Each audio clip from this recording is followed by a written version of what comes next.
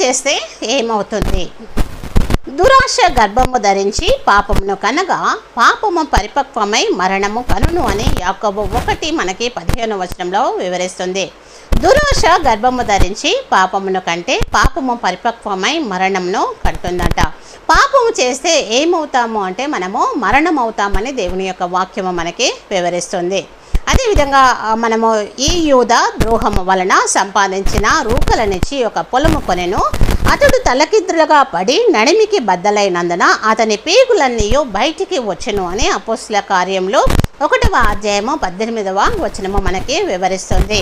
ఇక్కడ మరణము వస్తుంది. పాపము చేస్తే ఏమొస్తుందంటే మరణము వస్తుంది. ఇస్కరియోతు యోధ ఎప్పుడైతే యేసుక్రీస్తును అప్పగించినాడో అట్టి ఆ యొక్క రూకలను బట్టి పొలాన్ని కొన్నాడు. కానీ అతడు తలకిందులుగా పడి నడిమికి బద్దలైనందున అతని పేగులన్నీ కూడా బయటికి వచ్చినని వాక్యము మనకి వివరిస్తుంది. పాపము చేస్తే మనము మరణము అవుతాము అని దేవుని యొక్క వాక్యము మనకి వివరిస్తుంది. అదేవిధంగా నీవు నేలను సేద్యపరిచినప్పుడు అది తన సారం ఇక మీద నీకు ఇయ్యదు.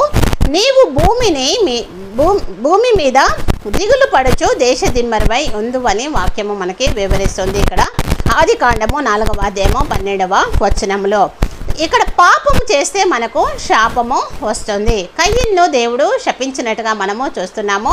అతడు దేశదిమ్మరై తిరిగినట్లుగా మనము చూస్తున్నాము. అతడు తల మీద 7 జడలను క్షౌరము చేయించి అతన్ని బాధించుటకు మొదలు పెట్టెను. అప్పుడు అతనిలో నుండి బలము తొలగిపోయెను. పాపము చేస్తే దేవుడు మనకిచ్చిన దానిని మనము కోల్పోతాము. ఇక్కడ సంసోను మనము చూసినట్లయితే సంసోను నాజీరు చేయబడినటువంటి వాడు. అతని తల మీద ఉన్నటువంటి జడలు ఎప్పుడైతే కత్తిరించబడినాయో అతనిలో ఉన్నటువంటి బలం అంతా కూడా ఇక్కడ అతని యుద్ధ నుండి తొలగిపోయినట్టుగా మనము చూస్తున్నాము. కనుక పాపము చేస్తే దేవుడు ఏదైతే మనకిస్తాడో దాన్ని మనము కోల్పోతాము. అదేవిధంగా మనము వారిని రాళ్లతో కొట్టిన తర్వాత అగ్ని చేత కాల్చి వారి మీద రాళ్లను పెద్ద కుప్పగా వేసిరి. అది నేటి వరకు ఉన్నదని యెహోషువ 7వ అధ్యాయము 25వ వచనము మనకి వివరిస్తుంది. ఇక్కడ ఆకాను కుటుంబము ఇబ్బంది పడుతుంది. పాపము చేస్తే కుటుంబము ఇబ్బందికి గురి అవుతుంది. చేసింది పాపము ఆకాను ఒకటే, కానీ కుటుంబం అంతా కూడా ఇక్కడ శిక్షించబడింది. రాళ్లతో కొట్టబడి చంపివేయబడినట్టుగా మనము చూస్తున్నాము. పాపము చేస్తే మనకు మరణము వస్తుంది, శాపము వస్తుంది. అదేవిధంగా దేవుడిచ్చిన దానిని తిరిగి పోగొట్టుకుంటాము. కుటుంబానికి ఇబ్బంది కలుగుతుంది. మనము పాపము చేయకుండా ఈ లోకంలో జీవించే వారంగా ఉందాము. దేవుడి వాక్యాన్ని మనందరి హృదయంలో ఫలింపచేయునుగాక. ఆమేన్.